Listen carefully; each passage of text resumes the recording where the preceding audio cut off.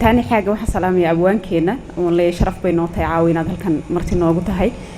ma badinayo waqtiga inagu yar awgeed laakiin abwaanka waxaan rabaa inaan weydiiyo caawa dhan gabay buu noo akhriyay marna buraanbur kama maqlin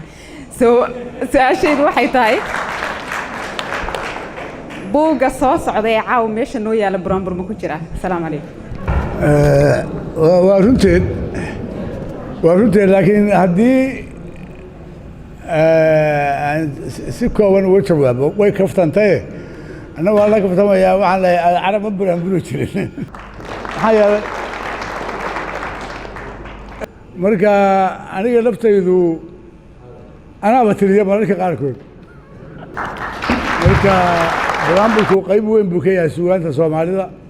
dumarka ayuuna u gaar yahay dumarkana isagoo u gaaraha marmar lagula dhuuqaa nin la yidhaahdo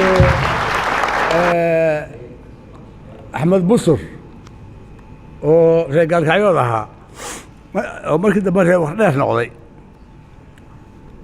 iyo islaantiisi waa isku kacay xoogaayo dirirayo qolyaa ku diray oo la yidhi iska fur ninkaan iska fur baa la yidhi adigu qaaligaa la tagaa marka qaaligaa la tegi jiray hadda waxaan maray inaan loo baahnayo iska fasakhaysaa qofka raba waagaas qaaligaa la aadi jiray qaaligaa la oran jiray ninkaasaa rabaa in laga fasakho oo inuu biil ima siiyo oo marashi iyo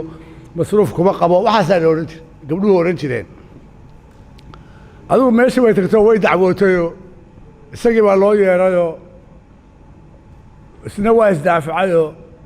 sida muuqata waa ka dacwad badiyey qaaligii wuxuu yidhi waxaad yeelaysaa beri u imaada xukunka berihaan ku dhawaaqayaa gabadhii waxaa la yidhi orod gurigaaga aad ninkaan wax garaho aad ku leedahay lama arka inuu ku fure cayaar baad wadaa socaa la yidhi axmed busur iyo gabadhii way soo raaceen oo dee ma wada socdaan qofba meel buu maray gurigiina waa loo wada socdaa intii sii socday buu dabcan inuu u gabiyo markaasuu ka daayey maya waa buraanbur wuxuu yidhi maxaa kaa raacay meeshii la xoonsanaa xafiis tegiddii muxuu kaa xayiray wanaag xurmo allaalehe muxuu xaasid kugu markaday ugu yidhi gabadhi marka horta ragguna waa buraanburaan mararka qaarkood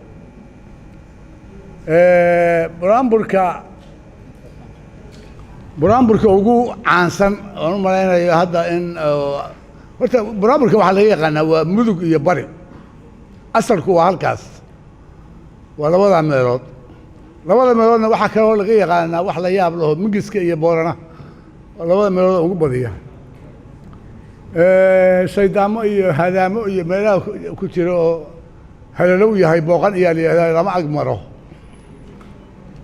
marka gabadheeda u heestay oo u buraanburtay baa ugu caansan oo sureer la ohan jirayoo sureeray hooyo oo gabadh waxaa weeye aan hal sano gaarinoo sureeray hooyo soomaali kulama rabo anay isabteen oo suufkiina iga furteen oo suuqa xamar weyne guntiinaan ku saraqsadaa bay tiri marka buraanburku waa qayb ka mid a maansada soomaalida oo muhim ah wuxuu gelayaa qaybta heesaha waa mahadsantii